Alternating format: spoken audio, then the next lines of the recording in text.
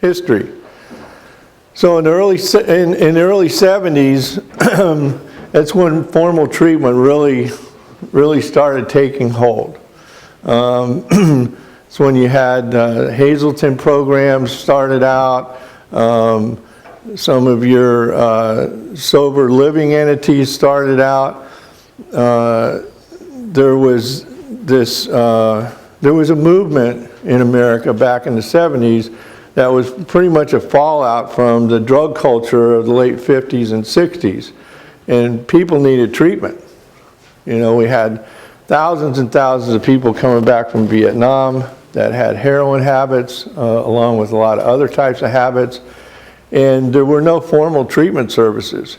It's just, you know, drug addicts and alcoholics, you know, we know what we used to do with alcoholics. We sent them to insane asylums, you know, and we really didn't have a real humane approach for those. So in the 70s, when we started putting together treatment systems and processes, thank goodness somebody actually sat down and said, you know, the process of counseling needs to be delved into as an understandable process.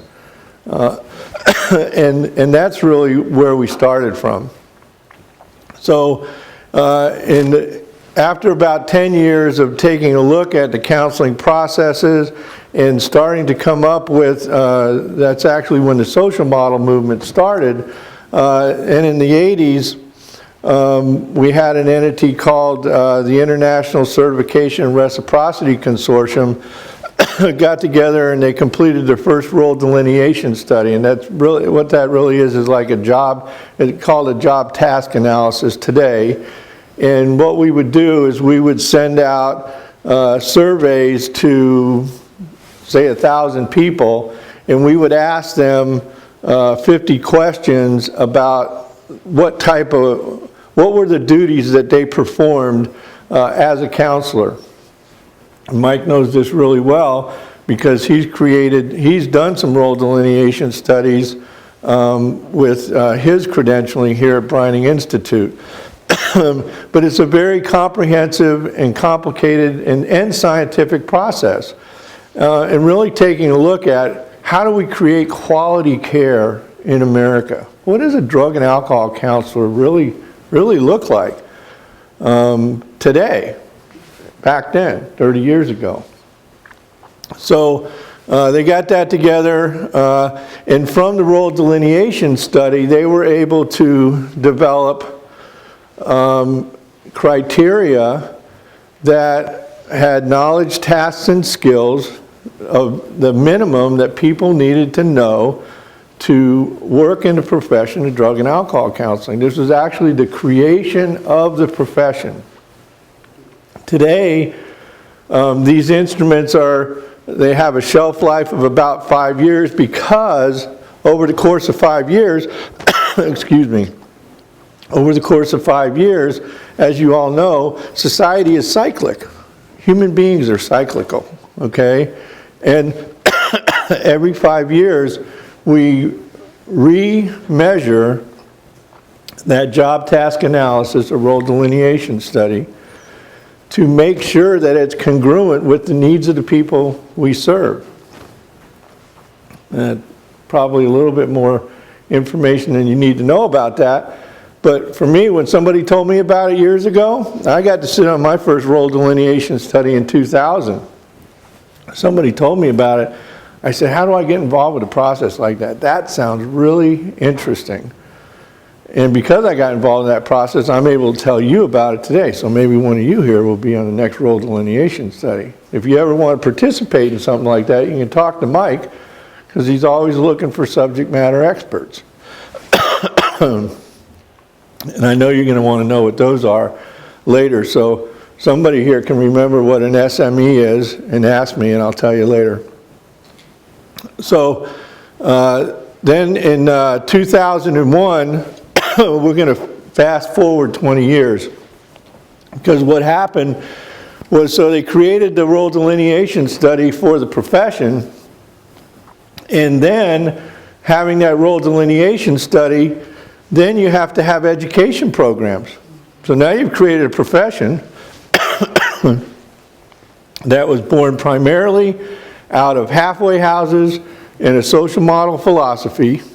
And now you have a profession, but now you don't have any education programs for that profession.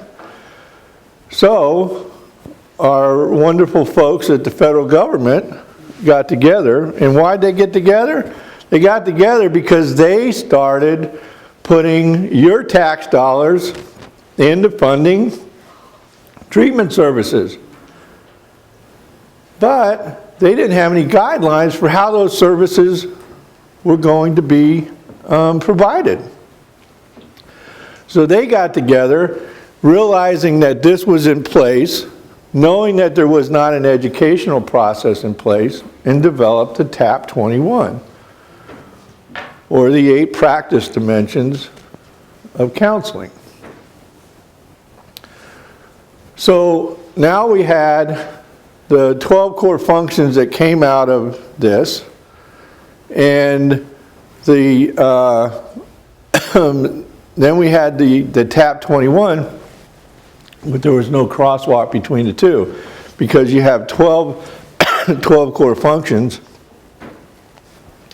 and those 12 core functions didn't necessarily correlate with the practice dimension. So now I'm hoping somebody in the room is wondering, why would you have 8 practice dimensions and then 12 core functions? What's the correlation? Correlation, or the reason to have the 2 separate, I should say, the reason to have the 2 separate is the TAP 21 was specific to recommended curriculum for training a drug and alcohol counselor. The 12 core functions focus on the day-to-day duties of a drug and alcohol counselor. Okay, so you have curriculum, and then you have the day-to-day duties, the process. And so you have two complementary products, but there isn't yet a crosswalk between the two of them.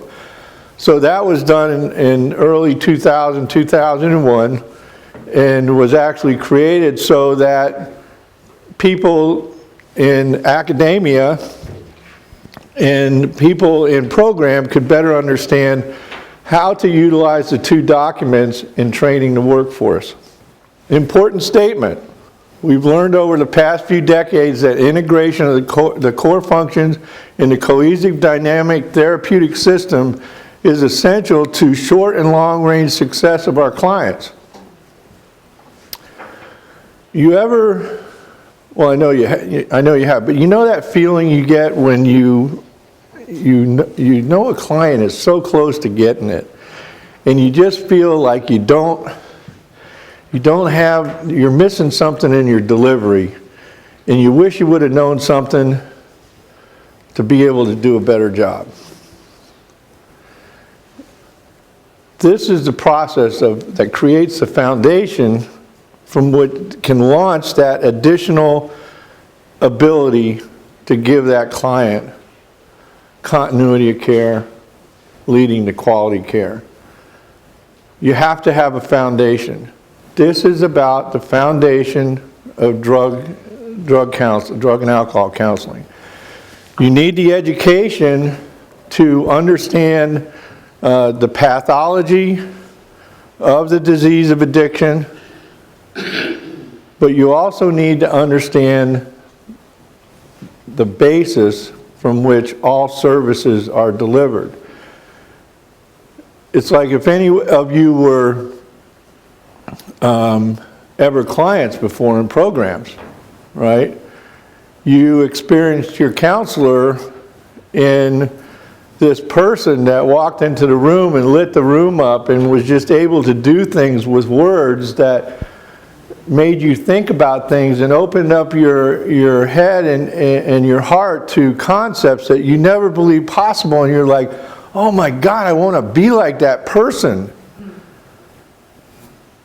Never thought in your mind what they were doing behind the scenes to be able to create that type of presentation for you.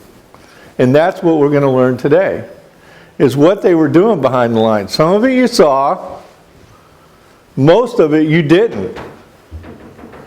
And that is the basis and the foundation of drug and alcohol counseling. So 98 was the ATTC network. TAP is created for guidelines for schools and colleges. We already kind of went through this stuff. Who was it that said 2005?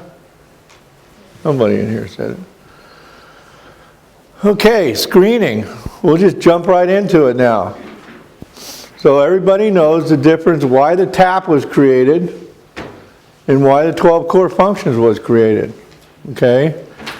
And so now this is the first core function within the 12 core functions, screening. It's your first contact with a client.